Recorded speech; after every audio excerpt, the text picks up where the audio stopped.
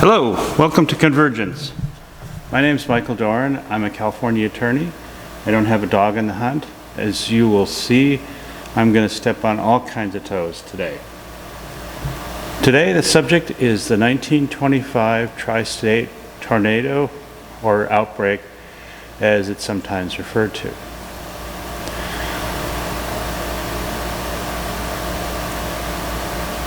The name of the show is Convergence. It's this idea that technologies are coming together and there's a convergence of them where we can learn things from other technologies to understand something, how it works. Albert Einstein said among the most difficult problems in all of physics is the Earth's magnetic field. I believe, and I argue as a California lawyer, that the Earth's magnetic field is among the most difficult problems in all of biology. And today, it's going to definitely bear out. This concept that climate is electrical and it has to do with dampening the Earth's magnetic field has implications that are far-flung. And so when we think about CO2 as a greenhouse gas and we just focus on that, and that being the big climate focus or climate forcing that modern life has to worry about, you totally miss it in terms of what things that we're doing to this planet which have nothing to do with CO2 as a greenhouse gas, but yet still impact electrical things on a global scale. And when we talk about the 1925 tornado, the tri-state tornado, the weird thing to say to yourself is, why haven't we seen anything like it since? Let's start out by looking at a description of the storm itself. Just a brief one. I don't need to have scientific papers to make this argument. I'm just going to Wiki, and all this stuff is textbooked. Tri-state tornado outbreak. On March 18, and this is just from Wiki, 1925, one of the deadliest tornado outbreaks in recorded history was generated. At least 12 significant tornadoes and spanned a large portion of the Midwestern and Southern United States. In all, at least 751 people were killed and more than 2,298 were injured, making the outbreak the deadliest tornado outbreak. March 18, the deadliest tornado day, and 1925, the deadliest tornado year in U.S. history. The outbreak generated several destructive tornadoes in Missouri, Illinois, and Indiana on the same day, as well as significant tornadoes in Alabama and Kansas. In addition to confirmed tornadoes, there are undoubtedly others with lesser impact, the occurrences of which have been lost to history. The outbreak included the tri-state tornado, the deadliest tornado in U.S. history and second deadliest registered in world history. The 219-mile or 352-kilometer track left by the tornado as it crossed from southeastern Missouri through southern Illinois and into the southwestern Indiana is also the longest ever recorded. Modern meteorological reanalysis has suggested that the extremely long path length and lifespan reported in historical accounts were perhaps more plausibly attributed to multiple independent tornadoes belonging to a tornado family rather than a single continuous tornado. Although not officially rated by NOAA, the tri-state tornado is recognized by most experts such as Tom Grazelis and Ted Fajuda as officially rated by NOAA. The tri-state tornado is recognized by most experts, as an F5 tornado, the maximum damage rating issued on the Fajuda scale. Okay, so a couple of just basic things I want to talk about. The first is the tornado went towards Lake Michigan and basically fizzled out there, or this multitude of them. Now, one of the chemicals, or one of the aspects of taking something outside of the active biosphere and putting it into the active biosphere that we haven't talked about too much is nitrogen. So when you have lightning, again related to the global electric circuit, what it does is it fixes lightning. It fixes nitrogen. So if you don't have a artificial way of making nitrogen to put it into your soil to make it fertile and productive, then you have to rely basically on a living earth to produce lightning to do it for you, and then to rain that fixed nitrogen down on the soil, and then have a fertility to it related to the global electric circuit. Pardon me. So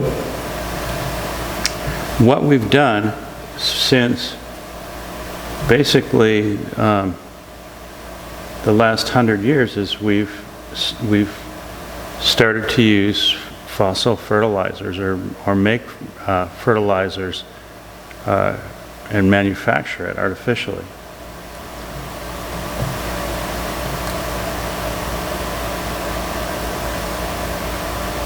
And let's see if I can. So, according, again, it's just a wiki chart. It's from the Global IGBP Change, Synthesis Global Change in Earth System, Stefan et al., 2004. Basically, in 1925, when this tornado went through the United States, we were only at under, it looks like around 20 million tons of nutrients that we used as fertilizer across the world. In 2004, it looks like we're right around close to 300 million tons of nutrients. And regardless of what the number is, the effect is quite visible on satellite in the Gulf of Mexico this year, with the huge dead zone that stretches from Texas to Florida and the northern half of the Gulf of Mexico. And what you have as a result of that is high carbonation.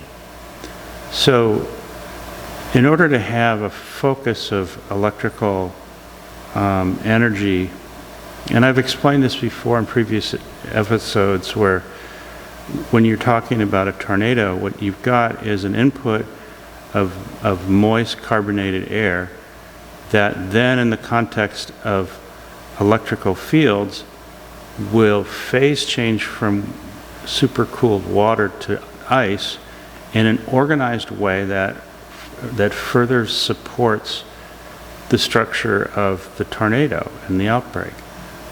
And what you had on the Mississippi is, during the 1910s or so, there was a lot of flooding on the Mississippi, and for the first time, the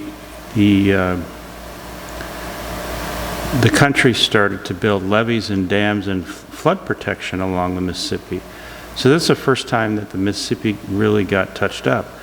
And when it did, it affected sedimentation to the Gulf of Mexico, and also then affected methane hydrates, their stability, and was the setup for an extreme event.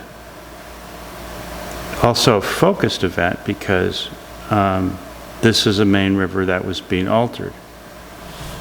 So why did it come out in this particular year? Well, it came out because the alteration came throughout from the decade before, but it didn't get expressed until space weather was just right.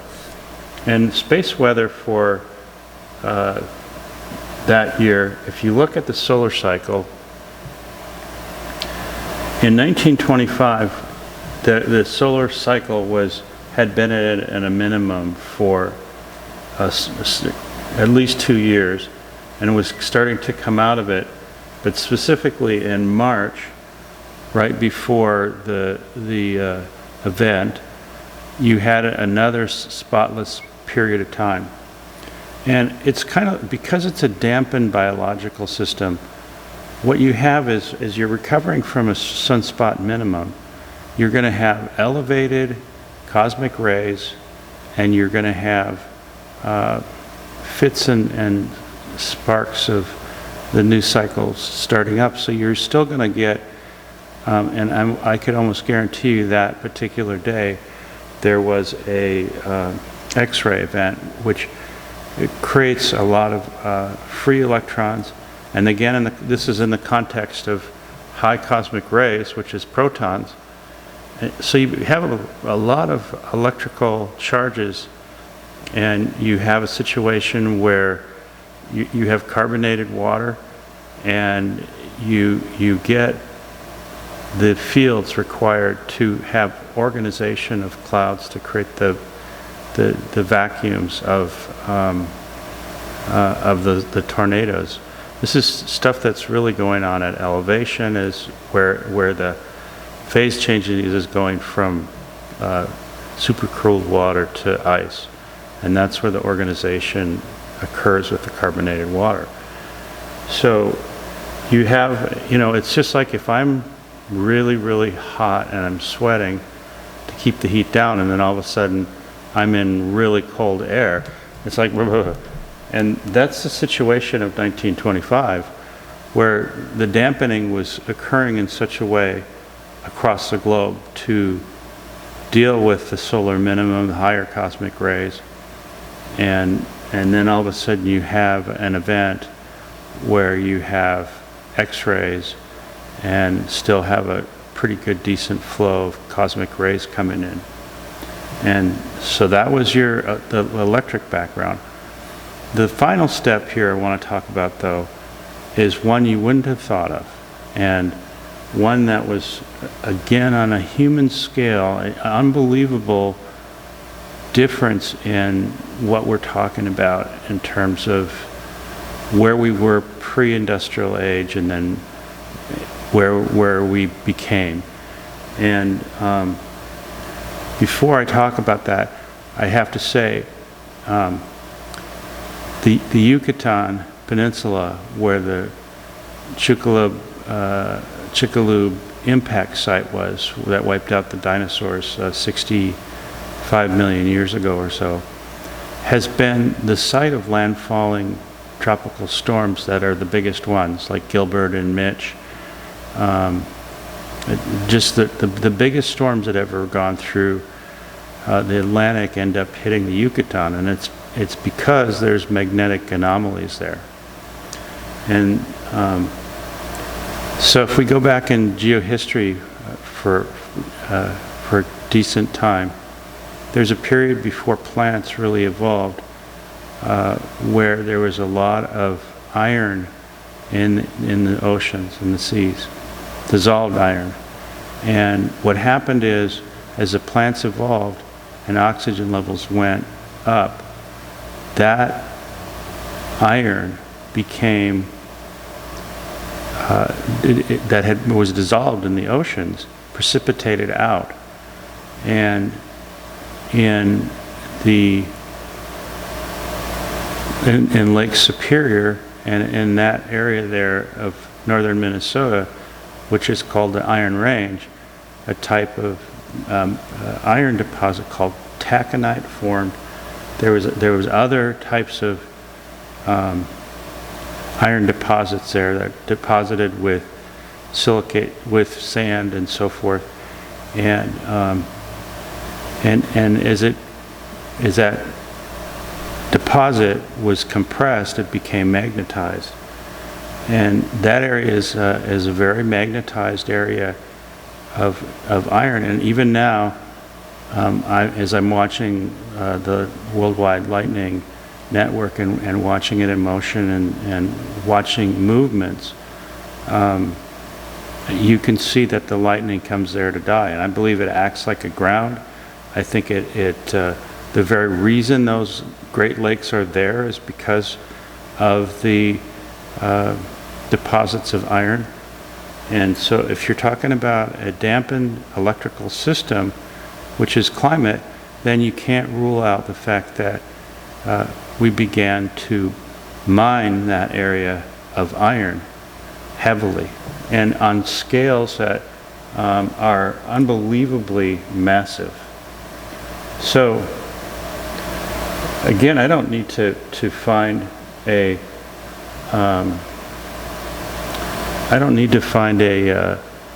scientific paper to talk about this. Here is just a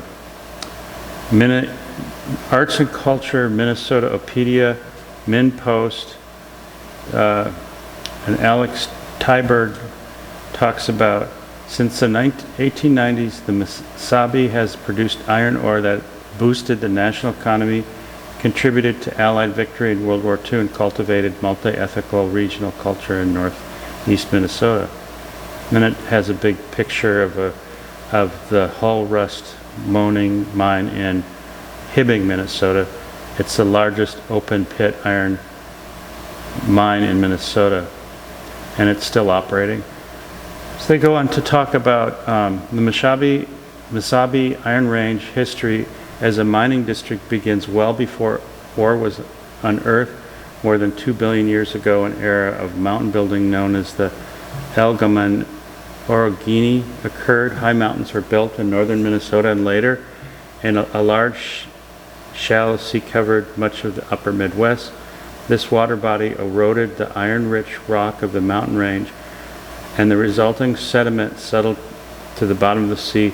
As the sea dried up and oxygen was produced in the atmosphere, the iron sediment was compacted by layers of silt that formed iron and taconite deposits throughout the Wasabi. The iron formation is called the Wasabi Iron Formation, and the long ridge is the Giant's Ridge Biolith, which is all that is left of the high peaks of the Allegheny Mountains. The term Wasabi comes from the Ojibwe, named for the Giant's Range Bethelith, Wasabi Wiji, or Big Man Mountain.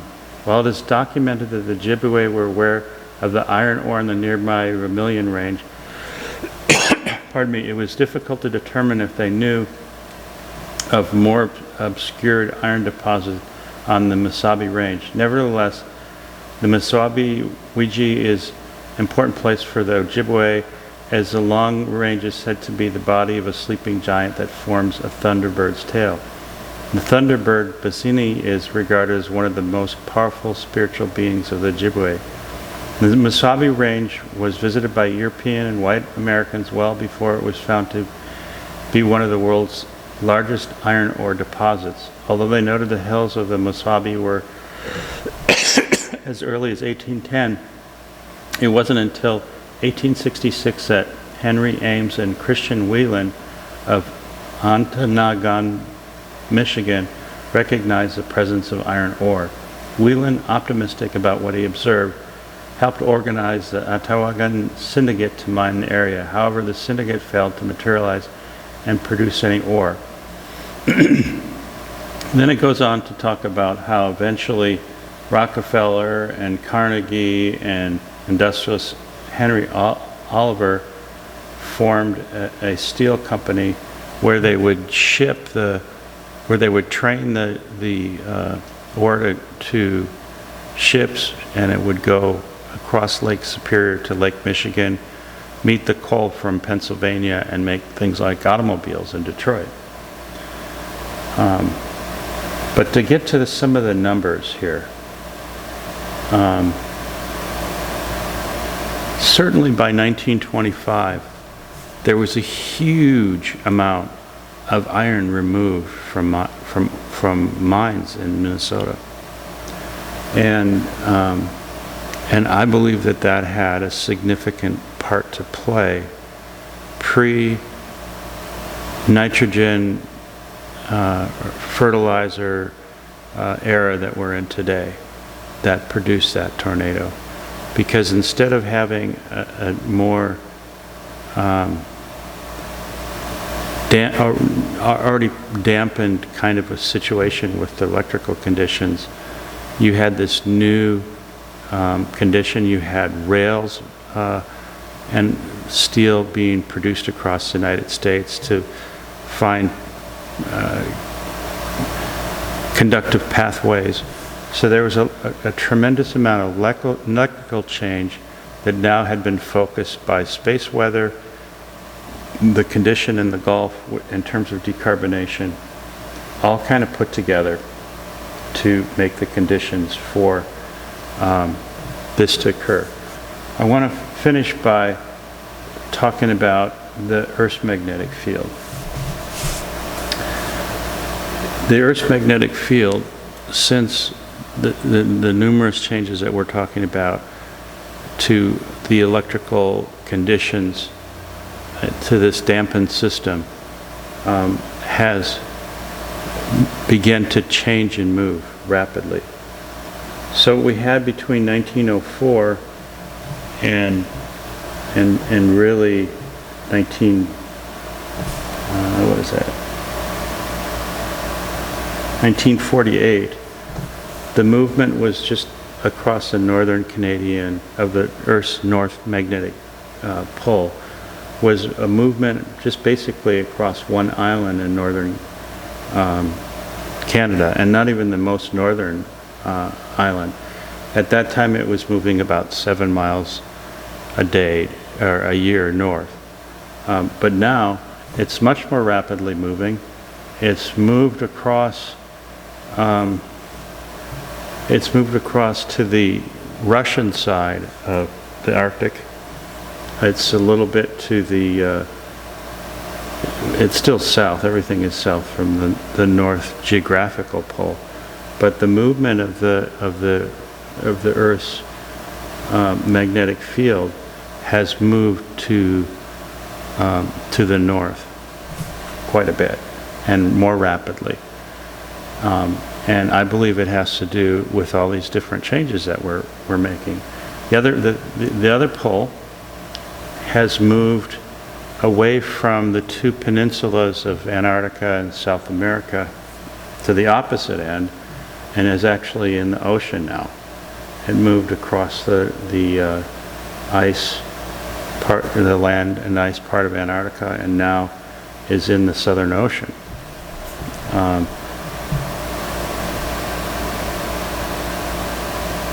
So let's see if I've covered everything I wanted to. Just the last thing I want to close with, again, I've been monitoring, if you go to null, earth-nullschool.net, so it would be earth.nullschool.net. Convergence is really showing up in terms of surface winds and spatial computing, it's called. And you can go to that website, and right now there's a tropical storm in the Eastern Pacific, and if you blow up so you can move it around and see where the surface winds are, and you let it blur, you can see undulations in the Baja, and then along the mountains in central Mexico. And then if you toggle up to the Aleutians, you can see an undulation that's paralleling the Aleutians. And then if you go up into northern Alaska and far eastern Siberia, you can see further undulations in the Arctic, strong undulations. And you still see undulations that are up in the Canadian part where the North Magnetic Pole used to be, but it's not like, and it'd be interesting to know if we had the technology back in 1925, what these undulations would look like there. But we can certainly see what they look like now. And as the oceans warm, they hold less carbonation for these surface lows to put them in clouds. And so that means that decarbonation events that have an impact on cloud microphysics are going to move towards the poles. And as they move towards the poles, the chance for neoglacial storms just gets higher, and then you're going to have droughts, lack of rain in areas where, and so fires too, because fires are a carbonating event, and surface lows in the tropics are decarbonating events. But as you're moving away, as you're warming the tropics, you're going to move your decarbonation events towards the poles. It's as simple as that. Okay, I've said too much, or I've said enough. Have a good evening, and it's evening here. Good luck, and please click like and subscribe. Or if you don't like it, don't.